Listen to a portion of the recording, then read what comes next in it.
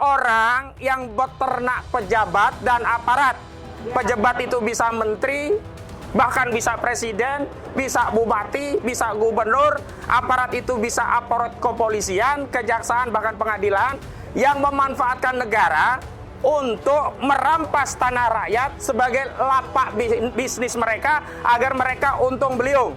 Yang seperti ini, yang dilakukan seperti ini, seperti yang dilakukan Aguan dan Antoni Salim di kasus proyek PIK 2. Jadi kalau mau tahu siapa Londo Ireng itu, Aguan dan Antoni Salim.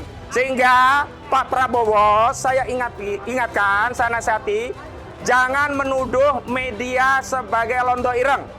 Jangan menuduh pengamat sebagai Londo Ireng. Jangan menuduh LSM sebagai Londo Ireng. Londo Irengnya adalah Aguan dan Antoni Salim.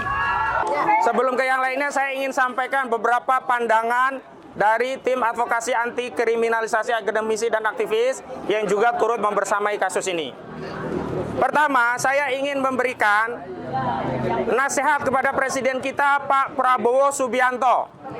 Pak Prabowo, saya ingin sampaikan, takrif atau definisi Londo Ireng adalah orang-orang yang mengambil kekayaan alam SDA di negeri ini, tambang batubara dan yang lainnya, punya kebun sawit jutaan hektar dan yang lainnya, tetapi kekayaannya digondol, ditaruh di Singapura. Itu Londo Ireng yang pertama. Yang kedua, Londo Ireng yang kedua adalah orang yang beternak pejabat dan aparat.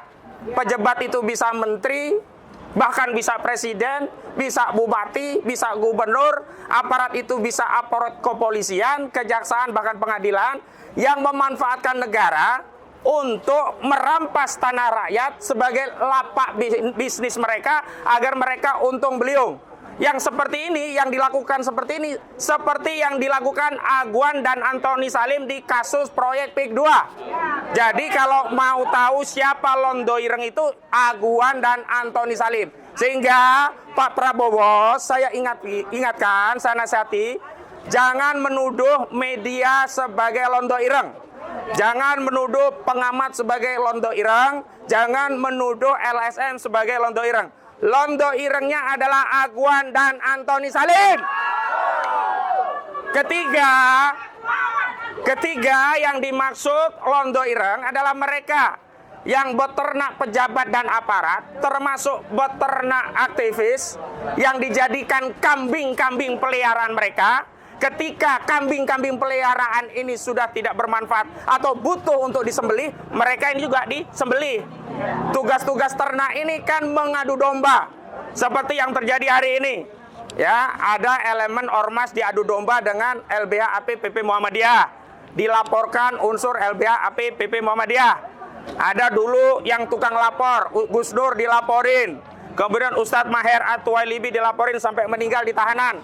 Ini yang disebut Londo Ireng. Dan Londo Ireng ini lagi-lagi adalah kelakuan Aguan dan Antoni Salim. Saya ingatkan Pak Prabowo sudah menyita melalui Satgas PKH 100 hektar lebih tropical coastland yang saat ini dikelola oleh proyek Aguan PIK 2. Saya ingatkan bahwa Aguan sedang berusaha melegitimasi tanah yang awalnya itu adalah tanah lahan hutan lindung, dijadikan proyek tropical coastland, tapi sudah dibatalkan. Harusnya kembalikan menjadi hutan mangrove sebagai hutan lindung. Tetapi kami tahu hari ini Aguan melalui Nono Sampono masih berusaha untuk mencari legitimasi pengelolaan kawasan hutan lindung yang diuruk menjadi lahan properti ini dengan mendatangi Wakil Gubernur Banten, Dimjati Natakusuma. Namun Dimjati masih bermain halus karena dia menyatakan bahwa kewenangannya ada dari pusat. Tapi kira-kira kalau pusat mengizinkan, daerah juga siap melayani Aguan dan Antoni Salim. Nah, ini saya ingatkan Pak Presiden, inilah yang disebut sebagai Londo Ireng. Londo Ireng itu, Londo Ireng itu bukan Gufroni, bukan Khalid Miqdar, bukan media, bukan pengamat, tapi Londo Ireng itu adalah orang yang mengadu domba anak bangsa, para aktivis saling lapor hanya untuk kepentingan mereka, sehingga mereka bisa duduk manis, cukup tebarkan jagung, lalu jago-jago itu bertarung rebutan jagung yang murahan. Karena itu kami tidak terbawa ritme seperti ini, karena kami tahu di balik pelaporan rekan kami Gufron ini ada oligarki PIK 2 Aguan dan Antoni Salim. Selanjutnya kawan-kawan semuanya, pejuang-pejuang PIK 2, mana ARM pejuang PIK 2?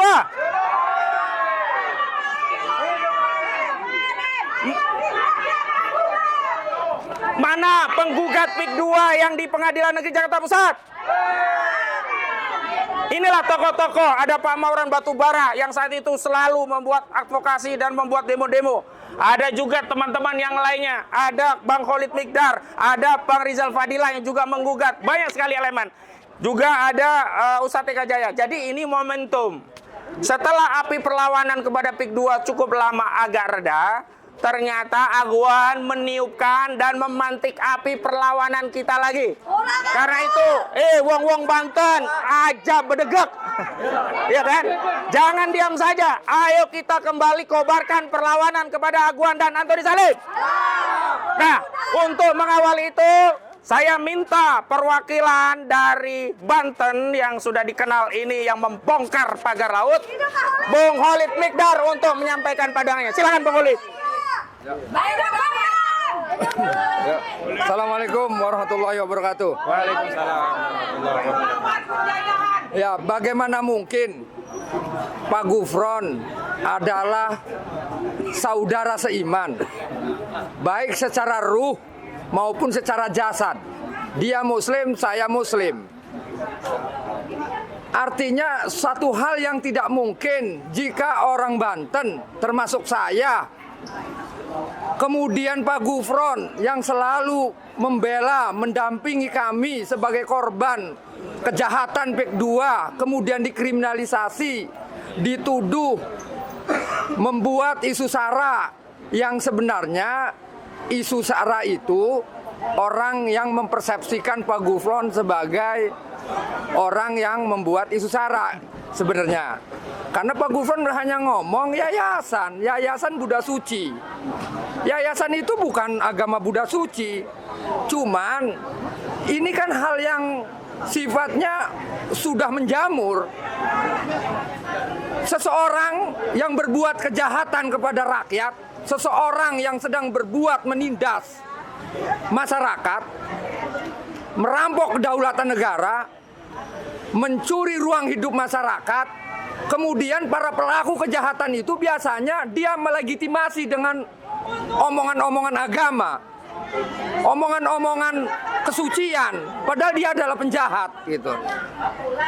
Wajar dong kami sebagai masyarakat pun akan menilai itu. Kita pun tahu akan memilah-milah mana yang benar, mana yang salah. Artinya, jika kemudian Pak Gufron ini dijadikan sebagai kriminalisasi oleh Aguan, sama dengan Aguan sedang menabuh genderang kembali tentang perang Banten ini.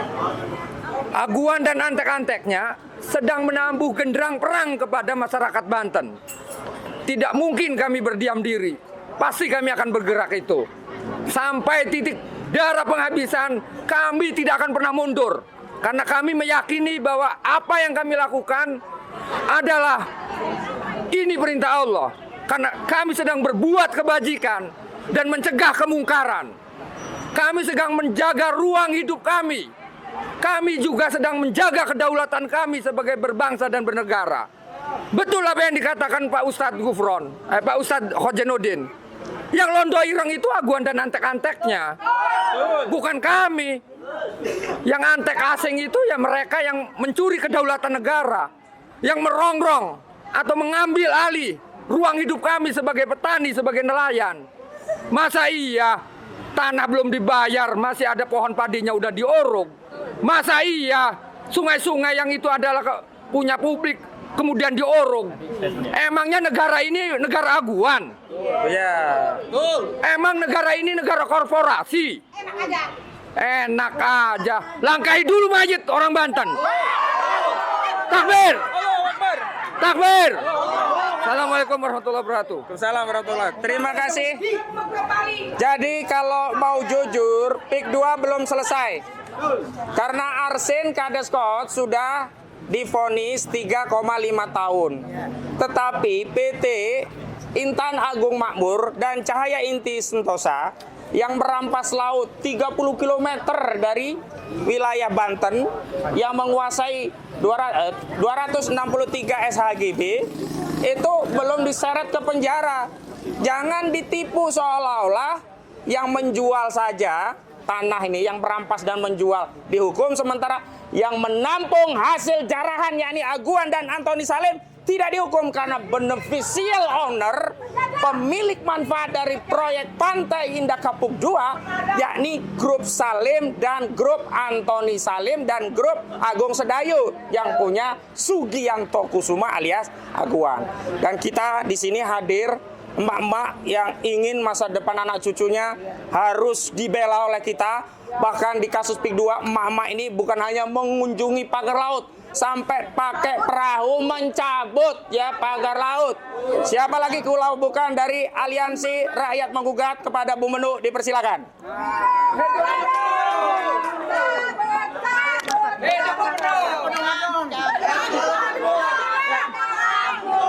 Assalamualaikum warahmatullahi wabarakatuh. Hari ini senang sekali karena kita mendapatkan kembali giroh perjuangan. Giroh yang memang harusnya selalu ada di dada kita. Hari ini kita melihat bahwa penjajahan itu masih ada, pengkhianat itu memang masih ada. Dan hari ini teman kita, sahabat kita, Bapak Gufron yang selalu ada di terdepan untuk membela rakyat Banten, hari ini dilaporkan. Sekarang apa yang saya sudah melihat apa yang dilaporkan. Kenapa Pak Gufron dilaporkan? Sejak kapan himbauan atau nasihat merupakan menjadi suatu hal yang provokasi? Tidak ada. Pak Gufron melakukan hal yang harusnya dilakukan oleh kita semua sebagai masyarakat Indonesia. Beliau karena sayangnya dan dia tidak ingin Aceh sebagai daerah yang kaya itu kemudian akhirnya disentuh dan dijajah oleh akal licik dari Aguan seperti yang dilakukan di tanah Banten. Kami sebagai emak-emak, kami bukan makhluk lemah, tapi kami adalah garda terakhir yang akan menjaga tanah ini. Dan semoga apa yang kami inginkan, kami adalah Ibu Pertiwi yang melawan, itu akan tumbuh dimanapun daerah yang tanahnya akan direbut oleh para londo-londo ireng ini. Ingat, kita adalah garda terakhir dan sebagai bentuk tanggung jawab kita kepada para anak dan cucu kita, kita akan terus melawan. Kita akan terus membersamai semua masyarakat Banten dan juga masyarakat daerah lain yang merasa terancam daerahnya. Ingat, tidak ada negara, tidak ada tanah negara, yang ada adalah tanah rakyat. Lebih dahulu mana, negara atau rakyat? Jadi kitalah pemilik tanah, pemilik sah dari tanah ini. Kalau kita diam, maka habislah kita. Terima kasih kepada semuanya. Wassalamualaikum warahmatullahi wabarakatuh. Ingat, kita adalah Garuda, kita bukan naga. Ya, terima kasih Bu Menu Wulandari dan Aliansi Rakyat Menggugat. Selanjutnya, terlepas gugatan yang diajukan kepada Aguan, Antoni Salim, Joko Widodo, Erlangga Hartarto, termasuk beberapa kepala desa yang ada di lokasi PIK 2 itu di NU di Pengadilan Negeri Jakarta Pusat. Namun hasil daripada perjuangan itu luar biasa. Pertama, pada akhirnya proyek PIK 2 itu dibatalkan status PSN-nya. Kedua, 1.100 hektar lebih lahan tropical coastland disita dan dijadikan sitaan negara oleh Satgas PKH. Ketiga, pagar laut dicabut semua. Keempat, 263 SHGB juga dicabut. Kelima, Arsen Kades Kohot masuk bui. Yang tadinya kelompok mereka mau melaporkan Pak Said Didu, tapi alhamdulillah kita bela Pak Said Didu lepas dari penjara, justru Arsen yang masuk penjara. Ini tidak lepas dari peran para penggugat prinsipal, yang saya itu para aktivis dan purnawirawan. Dan karena salah satu penggugat prinsipalnya hadir di tengah kita, saya mohonkan kepada Bang Rizal Fadilah untuk menyampaikan orasinya. Silakan Bang Rizal. Allahu Akbar. Allahu Akbar. Allahu Akbar. Assalamualaikum warahmatullahi wabarakatuh. Yang pertama tentu saja kita semua di sini mendukung Pak Gufroni ya SHMH untuk memperjuangkan kriminalisasi yang dilakukan secara tidak hak.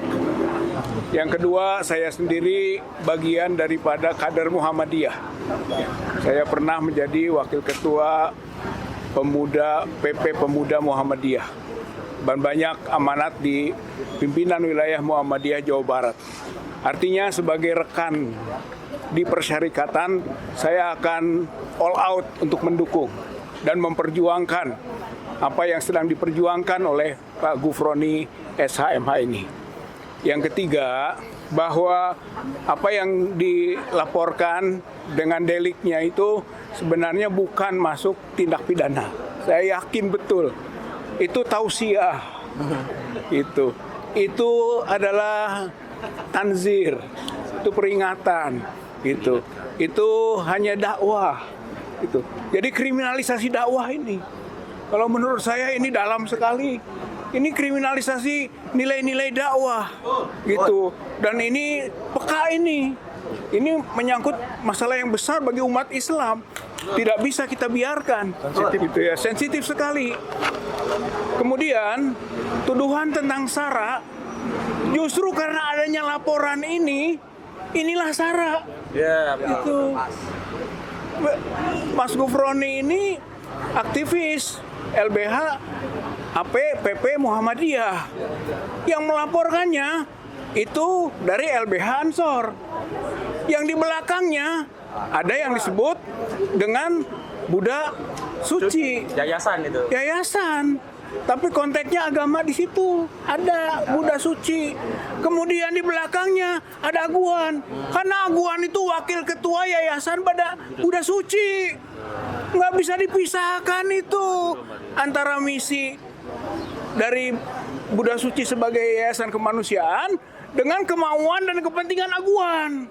Itu malah ini adu domba, betul Ustadz Husainuddin.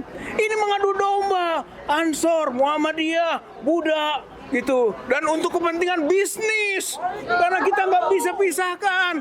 Ini kepentingan bisnis. Jadi ini merupakan agama yang dipakai, kemanusiaan yang dipakai, tapi kepentingan bisnis, kepentingan oligarki, oligarki bisnis. Dan kita ini sebagai rakyat bangsa Indonesia yang berkedaulatan rakyat sedang melawan oligarki. Karena oligarki itu penjajah. Aguan itu penjajah. Antoni Salim itu penjajah. Kemudian Sinarmas juga penjajah. Betul. Karena mereka adalah oligarki. Oligarki musuh negara. Oligarki musuh rakyat. Oligarki itu menentang ideologi. Ideologi kita Pancasila. Dan juga berlawanan, bertentangan dengan konstitusi. Jadi rakyat ini harus melawan oligarki. Melawan Aguan. Melawan Antoni Salim. Melawan CS dari mereka elemen oligarki bisnis ini yang punya pengaruh politik. Karena konsep perumahan yang ditawarkan 1000 rumah itu tidak bisa dipisahkan dari peran ARA, peran Menteri Perumahan yang merupakan agen dari Aguan. Oleh karena itu ini adalah kolusi bagian dari korupsi. Ini kejahatan, saudara-saudara sekalian. Kita berjuang untuk memerdekakan negeri ini dari penjajahan oligarki. Siap kita melawannya? Artinya 3 kata saja yang kita buat sekarang. 1, lawan. 2, lawan. 3, lawan. Allahu Akbar. Allahu Akbar. Nasru minallah wa fathun qarib wa basyiril mu'minin. Wassalamualaikum warahmatullahi wabarakatuh. Waalaikumsalam warahmatullahi wabarakatuh. Sebelum beranjak ke tokoh-tokoh, ada perwakilan dari tim advokasi anti kriminalisasi yang juga dulu ikut membackup di kasus Aguan dan Antoni Salim yang mengajukan, kita semua mengajukan gugatan di Pengadilan Negeri Jakarta Pusat. Kepada Bang Samsid Jalil dipersilakan. Ya. Terima kasih. Yang menusuk Bang Jafir, tusuk aja. Iya. Assalamualaikum warahmatullahi wabarakatuh. Waalaikumsalam warahmatullahi wabarakatuh. Sampai hari ini kita masih aja diinjak-injak oleh yang namanya oligarki. Tapi tentunya dari awal kita sudah mulai bergerak. Dalam arti 11 kecamatan di Banten, lebih dari 100 kelurahan, itu setiap hari waktu itu ya diacak-acak oleh yang namanya Pantai Indah Kapuk, sehingga beberapa tokoh, beberapa advokat itu berusaha untuk membantu teman-teman yang ada di sana, saudara-saudara kita yang ada di sana. Malah tadi sudah disampaikan ada pagar yang menutupi Pantai Banten itu sepanjang 30 km. Itu sudah menutupi kehidupan warga yang ada di sana, entah itu sebagai pelaut, apakah itu nelayan. Itu betul-betul sangat menusuk hati kita-kita yang saya di sini sebagai advokat. Saudara Gufroni ini adalah salah satu tokoh orang yang memang berusaha membantu rakyat yang ada di sana. Hari ini, tanggal 27 Juli 2026, beliau datang di sini karena dalam proses dikriminalisasi. Jadi tidak cukup mereka itu mengkriminalisasi warga yang ada di Banten, tapi lawyernya sendiri, pengacaranya sendiri juga ikut dikriminalisasi untuk membungkam semua itu. Tapi saya lihat dari semangat warga Banten maupun semangat tokoh-tokoh dan para aktivis yang ada di sini, keinginan mereka untuk membungkam seluruh rakyat Banten untuk menguasai wilayah Banten, saya pikir tidak akan bisa berhasil, karena rakyat Banten dan seluruhnya tokoh-tokoh yang ada di sini sudah begitu bulat untuk memperjuangkan hak-hak mereka yang telah diberikan oleh leluhur mereka. Mudah-mudahan ini tetap kita pertahankan, kita kawal terus saudara Gufroni ini. Seperti yang disampaikan tadi, kita akan tunggu sampai selesai pemeriksaannya. Terima kasih. Assalamualaikum warahmatullahi wabarakatuh. Waalaikumsalam warahmatullahi wabarakatuh. Giliran tokoh-tokoh, nanti ada Bang Marwan, ada Ustadz Eka Jaya, juga ada dari Lampung Pak Gunawan. Tapi saya mohon izin, ada satu lagi lawyer yang dulu luar biasa sebelum akhirnya berkecimpung di kasus ijazah. Lawyer inilah yang paling terdepan sebagai Serikandi Advokat membela PIK 2. Kepada Ibu Kurnia Tri Royani, dipersilakan. Dulu lawyernya kan? Dulu lawyernya. Bismillahirrahmanirrahim. Assalamualaikum warahmatullahi wabarakatuh. Hidup Gufroni! Hidup Gufroni! Bismillahirrahmanirrahim. Saudara-saudaraku sekalian, Gufroni ini masuk dalam kategori mujahid. Mujahid itu asal katanya jihad. Jadi orang yang berjuang di jalan Allah, mengerahkan semua tenaga, pikiran, uang dan segala macam serta keahliannya sebagai seorang ahli hukum ya untuk perjuangan Islam. Sayangnya dalam perjuangan tersebut beliau mengalami apa yang harus saya alami selama hampir lebih dari setahun ini. Saya yakin dan percaya sebagai seorang mujahid beliau telah mempersiapkan diri ya. Nah, oleh karena itu saya tidak mau banyak pesan karena hampir mirip pesannya semuanya ya. Kita sudah tahu siapa lawan ini dan apa kemauannya. Saya hanya berpesan kepada satu, Pak Mualim ya, selaku gubernur ya dari Aceh, saya ingin mengatakan nama Anda adalah Mualim, nama yang mulia. Mualim itu adalah guru agama, guru mengaji ya, nahkoda kapal dan sebagainya. Tidak perlu kami beritahukan kemana arah perkara ini, Anda sudah mengetahui karena Anda adalah seorang guru. Lebih daripada itu, Anda adalah seorang muslim ya, tidak bermaksud sara ini. Oleh karena itu Anda melihat Gufroni seorang yang merupakan salah satu penegak hukum juga ya, yang berjuang di bawah LBH Muhammadiyah. Ini adalah orang yang setidak-tidaknya harus Anda pahami sebagai saudara muslimmu. Nah, oleh karena itu jangan mau diadu domba ya. Kita mengetahui yang mengadukan adalah Ansor. Ini sungguh-sungguh suatu adu domba yang luar biasa. Ansor itu kata-katanya tuh artinya bagus ya, artinya penolong, sahabat. Mereka adalah kaum Aus dan Khazraj yang ada di Madinah ya, yang menyambut Rasulullah bersama kaum muhajirin ya, yang berhijrah ke Madinah. Nah, oleh karena itu alangkah anehnya kaum Ansor yang terkenal baik dan dipuji oleh Rasulullah SAW dan Allah Subhanahu wa taala itu dalam kesehariannya di Indonesia ini justru menjadi para pelapor dan ujung kaki daripada para oligarki, ya. Oleh karena itu kami berharap, saya selaku umat muslim, sadarlah, stoplah hal-hal yang tidak baik tersebut. Lalu dari Pak Mualim sendiri menyadari hal tersebut, maka turun tanganlah Anda, jangan mau diadu domba, ya. Nah, oleh karena itu kita bela pada hari ini Muhammadiyah yang sungguh-sungguh merupakan gerakan yang mengikuti tingkah laku Rasulullah Sallallahu Alaihi Wasallam. Betul? Oleh karena itu semangat Pak Gufroni, insya Allah. Jika bukan waktunya Anda untuk dikriminalisasi, tidak akan terjadi. Tapi kalau itu terjadi, kita lawan! Assalamualaikum warahmatullahi wabarakatuh. Merdeka! Terima kasih. Saya lupa ternyata ada korban juga dari PIK 2, Charlie Chandra. Tapi mengingat ada tokoh, kita dulukan dulu tokoh, sudah saya sebutkan ya. Kepada Bang Marwan, Dr. Marwan Batubara selaku inisiator berbagai gerakan ya perlawanan terhadap aguan di lapangan, kami persilakan. Ya, Assalamualaikum warahmatullahi wabarakatuh. Waalaikumsalam. Jadi bicara PIK 2, kita sudah melakukan advokasi lebih dari 2 tahun. Ini kejahatan tingkat tinggi yang disebut sebagai state corporate crime. Pelakunya itu adalah pejabat-pejabat atau oknum-oknum jahat pemerintah dan pengusaha rakus. Maka ada istilah state corporate crime. Itu kejahatannya di PIK 2 di Banten misalnya merampok tanah negara. Tadi sudah disebut hutan lindung. Banyak empang atau sungai di Uruk. Lalu pantai di Pagar. Lalu tanah rakyat dirampas. Lalu ada kriminalisasi terhadap rakyat dan sekarang terhadap pembela rakyat. Kalau kita ingat dulu September 2024, Pak Said Didu itu dikriminalisasi oleh pelaku state corporate crime ini. Siapa itu? Ya aguan yang didukung oleh aparat negara. Siapa aparat negaranya? Salah satunya itu Polri.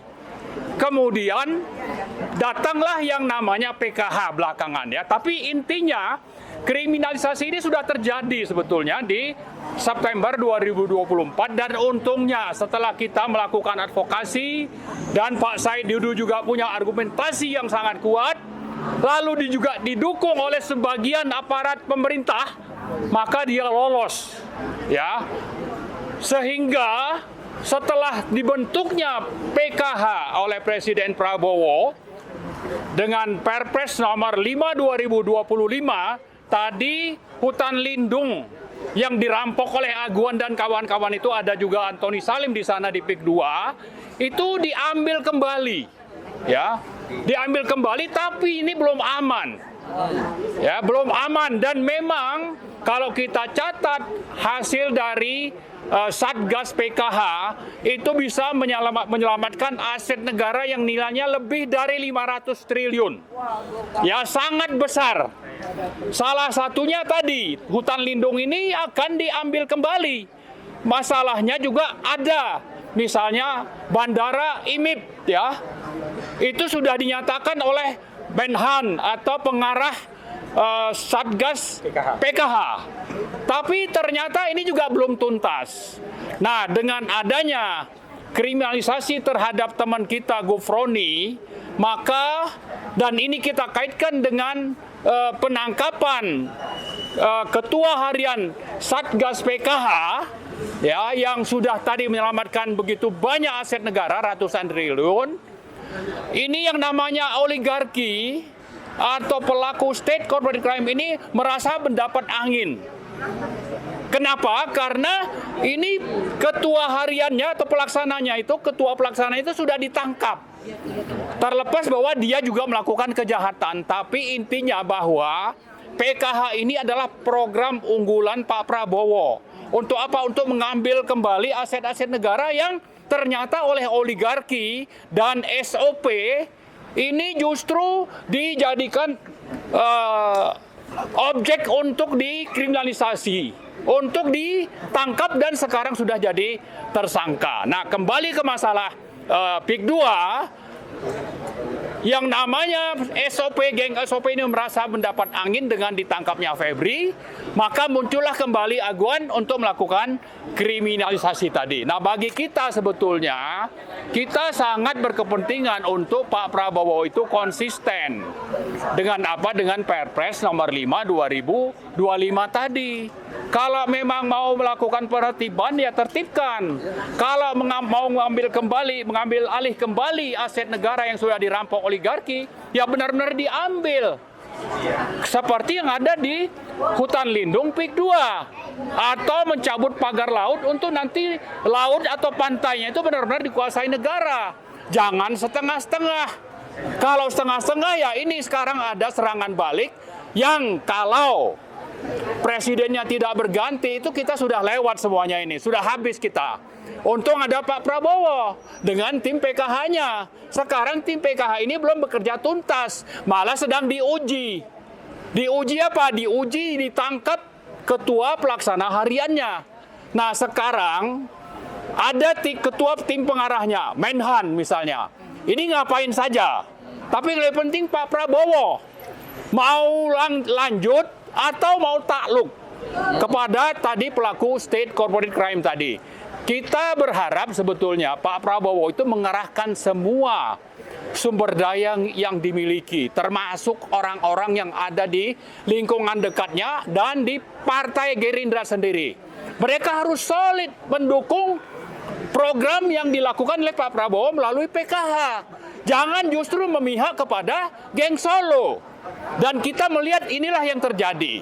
Jadi Pak Prabowo, waktu Anda tidak lama, mungkin dalam waktu sebulan 2 bulan ke depan ini akan terjadi sesuatu yang justru membahayakan program Anda tadi atau malah kedudukan Anda sebagai presiden. Itu sebabnya kita ingin menuntut Pak Prabowo supaya segera menuntaskan apa yang sudah dimulai, termasuk menertibkan yang namanya pengambil alihan kembali lahan-lahan negara, termasuk hutan lindung yang ada di PIK 2, lalu juga membalas kejahatan kriminalisasi yang dilakukan oleh oligarki terhadap teman-teman yang berjuang selama ini dan mengembalikan tanah-tanah rakyat yang ada di PIK 2, termasuk membebaskan ya teman kita Gufroni dari kriminalisasi oleh Aguan dan timnya. Dan untuk ini saya kira kita akan terus berjuang dan kita mengetuk hati Pak Prabowo, hentikan ini kelakuan dari oligarki ini yang menggunakan tangan Polri. Polri itu ada di bawah Anda, Kapolri ada di bawah Anda, ini harus dihentikan. Kalau dibiarkan berarti ini bisa saja menjadi indikator bahwa Anda takluk kepada Aguan dan Antoni Salim. Saya kira itu saja, terima kasih. Assalamualaikum warahmatullahi wabarakatuh. Waalaikumsalam warahmatullahi wabarakatuh. Takbir. Terima kasih Bang Marwan Matubara. Selanjutnya dari Ormas Pejabat. Jadi kalau pejabat itu bukan berarti ada gaji, ada fasilitas. Dia hanya akronim. Pengacara Jawara Bela Umat Bela Rakyat. Silakan. Nah, awas pikir. Pejabat. Pejabat lewat. Bismillahirrahmanirrahim. Assalamualaikum warahmatullahi wabarakatuh. Waalaikumsalam warahmatullahi wabarakatuh. Hari ini kita mendampingi saudara kita, sahabat kita seperjuangan, Bang Gufroni SH, yang dikriminalisasi oleh Aguan CS lewat tangannya. Ya. Ini menjadi satu kemirisan buat kita. Seorang lawyer dilaporkan, padahal beliau hanya mengingatkan kepada saudaranya, yaitu mu'alim. Ya, hanya mengingatkan akan satu peristiwa yang terjadi di PIK atau di Banten. Kepada mu'alim, ini menjadi satu nasihat. Ya, dikatakan sama Allah wattawasau bil haq, saling mengingatkan dalam kebaikan. Nah, ini mu'alim lagi diingetin nih, dinasehatin, hati-hati ya. Itu semua mereka tidak tidak menggratiskan segalanya. Itu keuntungan yang diambil oleh mereka. Dan oligarki ini adalah yang benar-benar dikatakan oleh kawan kita, oleh Ustadz Kozinuddin, ya londo ireng sebenarnya ya oligarki. Ya betul. Ya, ini aguan saya sudah kurang ajar, sekurang ajar-ajarnya gitu. Contoh, ya ada sini Bang Charlie Chandra yang dikriminalisasi, beliau ditahan ya. Padahal beliau mempertahankan daripada hak-haknya. Ada saudara kita juga Pak Budiarjo, suami istri ditahan juga. Pertanyaannya adalah orang yang mempunyai hak, benar-benar itu haknya dia, tiba-tiba dirampas dan orangnya itu dipenjara, apakah ini bukan kezaliman? Di mana para penegak hukum kok malah membela orang yang zalim? Kemana para pendekar-pendekar, jawara-jawara, jagoan-jagoan yang katanya ingin membela daripada orang-orang yang terzalimi? Nggak ada yang muncul tuh. Ya, jangan kayak ondel-ondel. Seragamnya belang bentong rame, gerayak groyok kesono kemari kata orang Betawi. Tapi ketika ada saudaranya dizolimi, saudaranya dikhianati, saudaranya benar-benar diintimidasi, nggak ada yang turun. Oh, nunggu nari dari pimpinan. Kalau pimpinannya pengecut, takut nggak akan pernah ada instruksi dari pimpinannya. Seorang pimpinan melihat kezoliman cuma bisa diam, hati-hati. Kalian ini adalah pemimpin. Kullukum ra'im wa kullukum mas'ulun an ra'iyatihi. Tiap kalian adalah pemimpin dan tiap pemimpin akan dimintakan pertanggungan jawab atas apa yang dia pimpin. Kalau seorang pemimpin melihat satu kezaliman diam, maka dia akan dimintakan pertanggungan jawab. Kenapa? Kau diam saja ketika ada kezaliman, ketika ada saudaramu diintimidasi, ada saudaramu dizolimi, kalian diam. Padahal kau seorang pemimpin yang mempunyai pasukan untuk bisa menggerakkan semua. Allahu Akbar. Mana? Cuma bisa dia, mana pitung-pitung muda. Dulu yang namanya Raden Muhammad Ali Nitikusuma adalah seorang pitung. Pitung ini adalah sebuah organisasi yang terdiri dari 7 orang. Yang mereka semua ingin bagaimana melawan kezaliman yang dilakukan oleh Marsose, dilakukan oleh penjajah saat itu.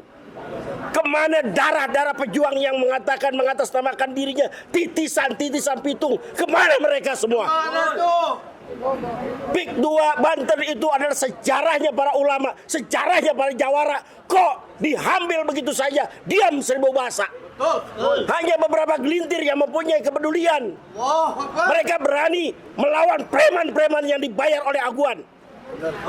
Mereka berani mempertahankan daripada hak-hak mereka. Mereka berani menjadi mortir daripada untuk meneguhkan daripada hak daripada rakyatnya.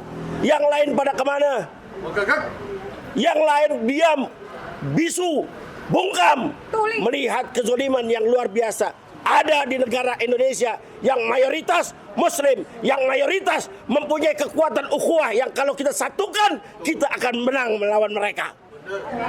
Betul. Betul. Ayo kita bersatu. Kita kuatkan ukhuwah. Beda pandangan, beda misi. Yang penting tujuannya sama. Mari kita saling menguatkan. Kalau kita tidak mau bersatu, wa'tasimu bihablillahi jami'an wa la tafarraqu, kata Allah. Berpegang teguhlah kalian pada tali Allah, wa la tafarraqu. Dan jangan kalian terpecah belah. Ketika kalian terpecah belah, gampang kalian diadu domba. Ketika kalian gampang diadu domba, maka kalian akan gampang dikalahkan oleh musuh-musuh kalian. Bersatu semuanya. Maka dari itu, kuatkan. Gufroni, seluruhnya, kawan-kawan yang masih saat ini berjuang, mari kita sama-sama bersatu. Kita kuatkan persatuan. Dengan persatuan kekuatan itu akan kuat, utuh. Kita akan memenangkan segalanya. Terima kasih. Assalamualaikum warahmatullahi wabarakatuh.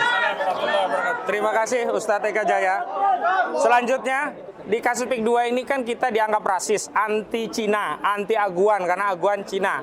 Padahal korban yang dilahap oleh aguan bukan hanya rakyat Banten, justru mayoritasnya adalah etnis Tionghoa. Kalau dari sisi luasan, justru tanah-tanah etnis Tionghoa yang paling banyak menjadi korban PIK 2. Memang kalau dari sisi jumlah, banyak pribumi, khususnya orang Banten yang jadi korban. Karena orang Banten pribumi rata-rata paling 1 hektar, 2 hektar, 1/4. Tapi yang luas, ada yang 20 hektar, ada yang 6 hektar, ada 10 hektar, ada yang 100 hektar. Itu mayoritas etnis Tionghoa yang juga jadi korbannya Aguan dan Antoni Salim melalui tangan kanannya yang namanya Ali Hanafi Lijaya. Nah si Ali Hanafi Lijaya ini, Ali, lo kemana? Kagak pernah muncul lo di media. Dia ini otaknya pagar laut bersama Engcon. Engcon, kemana lo? Gak bisa ngumpat kamu, Con, ngumpat. Ali, kamu mau ngumpet di mana? Ke ujung bumi manapun, lo nggak bisa tidur. Karena setiap saat orang Banten begitu tahu, oh ini ya, namanya Ali Lijaya, Hanafi Lijaya, pasti akan buat perhitungan. Nah, untuk bukti bahwa korbannya itu adalah juga orang etnis Tionghoa, dan kita ini tidak rasis, kita membela siapapun yang terzalimi. Ada Charlie Chandra yang sudah lebih 30 tahun punya SHM, juga dirampas oleh Aguan. Kepada Charlie Chandra, dipersilakan. Hidup Charlie! Saya waktu ke Sultan Banten, saya juga memberikan peringatan dan himbauan. Ini loh yang terjadi kepada saya dipenjara, tanah saya diserobot, hanya karena saya tidak mau menjual. Dan saya datang ke Kesultanan Banten waktu itu, saya menceritakan semua kejadiannya. Dan saya itu seperti Pak Gufron sekarang memberikan himbauan, hati-hati. Jangan sampai terjadi lagi apa yang terjadi kepada saya terjadi lagi di tempat lain kepada orang lain. Nah, Pak Gufroni pada saat Desember 2025 itu adalah kuasa hukum saya. Dia bertindak untuk kepentingan saya. Saya seorang Katolik dan ibu saya seorang Buddha. Tetap dibela. Nggak ada masalah SARA. Memang semua yang dikatakan oleh Pak Gufroni itu benar. Dan semua ada bukti-buktinya. Mungkin Anda bukan orang lokal, bukan orang sini. Mari datang ke sini lihat apa yang sebenarnya telah terjadi. Jangan hanya dengar dari mulut orang. Lihat sendiri dengan mata Anda apa yang telah terjadi di sini. Jangan sampai itu terjadi lagi kepada orang lain. Saya rasa itu saja. Pak Gufroni sedang membela saya, membela pada orang-orang Banten yang juga dirampas tanahnya. Dia sedang memberikan himbauan dan apa yang dia katakan semuanya benar. Dan kami semua bangga dengan Pak Gufroni yang berani menyatakan kebenaran. Terima kasih. Terima kasih, Coach Charlie. Coach Charlie Chandra, ada anak dari Sumita Chandra. Zuraya. Nah, selanjutnya dari perwakilan advokat, Ibu Untung Susiasi SHMH selaku juga kuasa hukum para penggugat. Kepada Bu Susi, persilakan. Nah, Susi Kuadrat. Terima kasih. Assalamualaikum warahmatullahi wabarakatuh.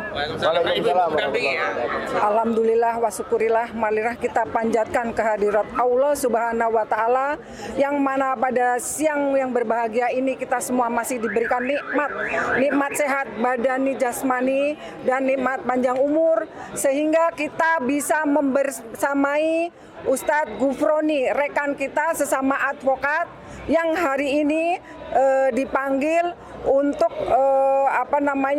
peristiwa hukum di mana beliau memberikan satu masukan atau nasihat, tetapi dijerat oleh dijerat pidana atau dikriminalisasi. Saya hanya ingin mengingatkan wahai rakyat seluruh Indonesia, bulan depan itu bulan Agustus. Usia kemerdekaan kita adalah udah ke 81 tahun.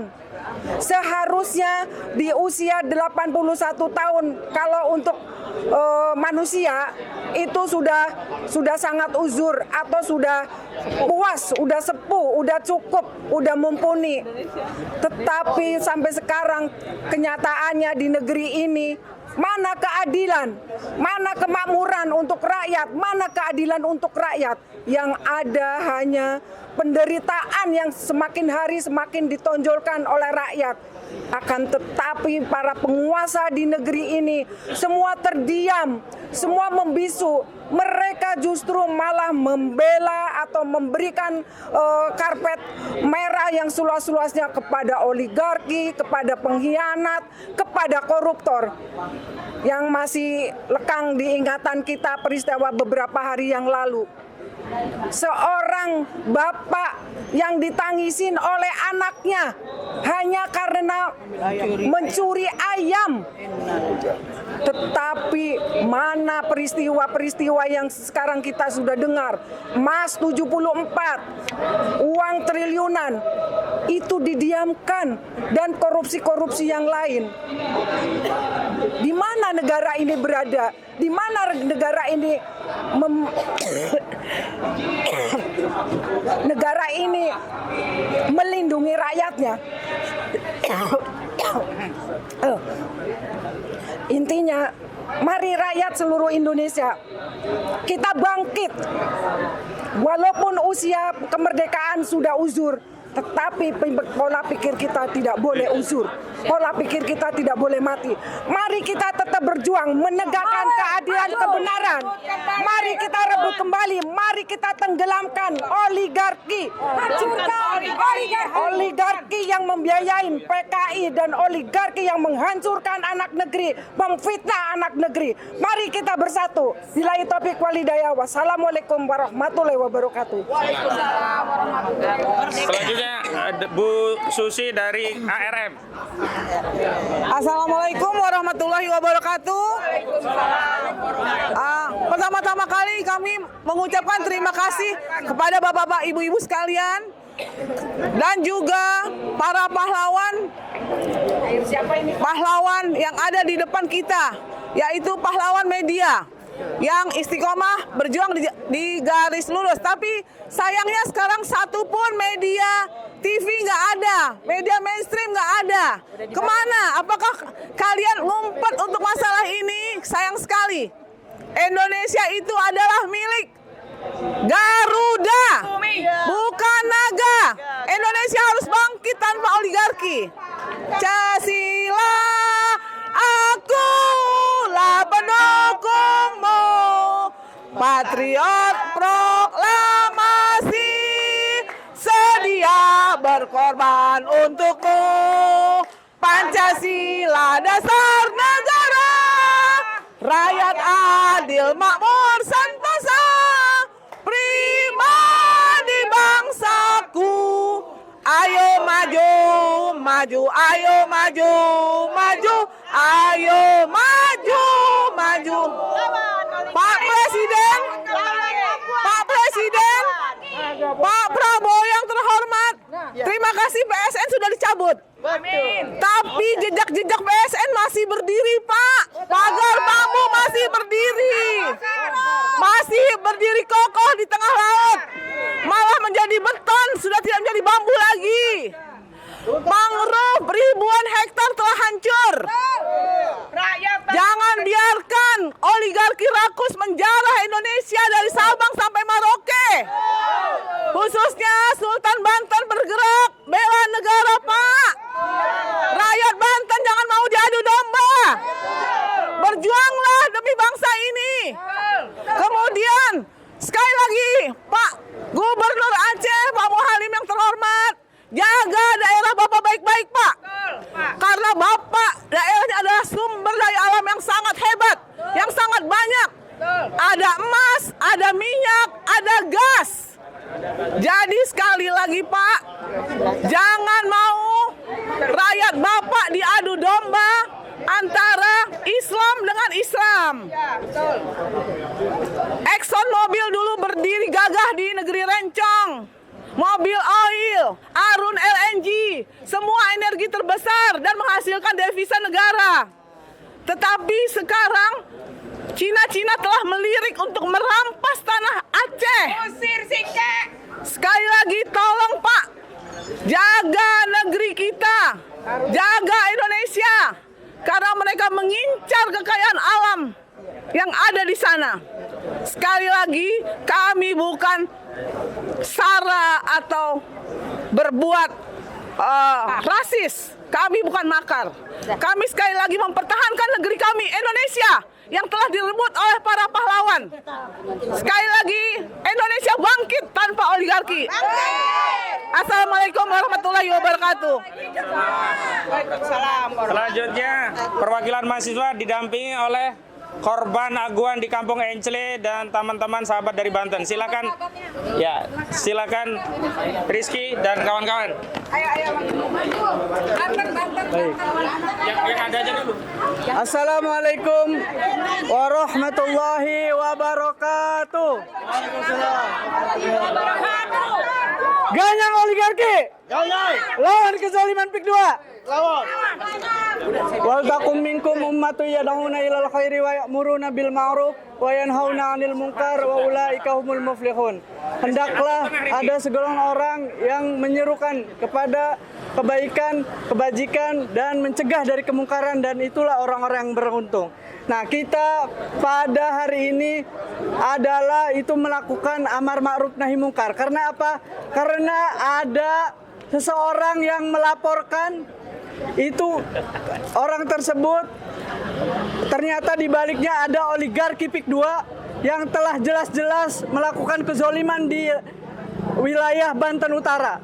Nah, ada yang menasehatinya, yaitu beliau Bapak Gufroni SHMH, menasehati agar tidak terjadi lagi di daerah lain. Gitu. Ketika beliau menasehati itu dituduh salah, dituduh isu sara, maka inilah adalah kezoliman yang nyata. Ini adalah bentuk kezoliman yang mengadu domba antara anak bangsa. Maka dari itu, masa iya kita menasihati orang gitu kan, awas nanti ada kecelakaan atau gimana gitu. Setelah itu kita dikriminalisasi, ini adalah bentuk kezoliman yang nyata. Maka dari itu kita di sini bersama-sama mengawal Bapak Gufroni tersebut, seorang yang gigih getol melakukan advokasi membela rakyat Banten dan juga telah memperingati agar wilayah-wilayah lain untuk tidak menjadi korban selanjutnya dari kezoliman oligarki PIK 2. Maka dari itu kami di sini berkomitmen untuk mengawal hingga Pak Gufron kembali bersama-sama kami. Jangan sampai ada kriminalisasi orang-orang yang mengingatkan akan kezoliman oligarki PIK 2. Yang mengadu domba terkait sara adalah di belakang itu adalah oligarki PIK 2. Itu Aguan dan Antoni Salim. Bukan Pak Gufroni, bukan kita semua. Kita semua adalah melawan karena kezoliman di hak-hak rakyat di Banten Utara itu. Dirampas tanahnya, fasilitas-fasilitas publik digusur. Terus maka dari itu kita di sini semua bersatu untuk mengawal hingga selesai. Setuju? Setuju. Hidup Pak Gufron. Lawan oligarki PIK 2. Allahu Akbar. Allahu Akbar. Wassalamualaikum warahmatullahi wabarakatuh.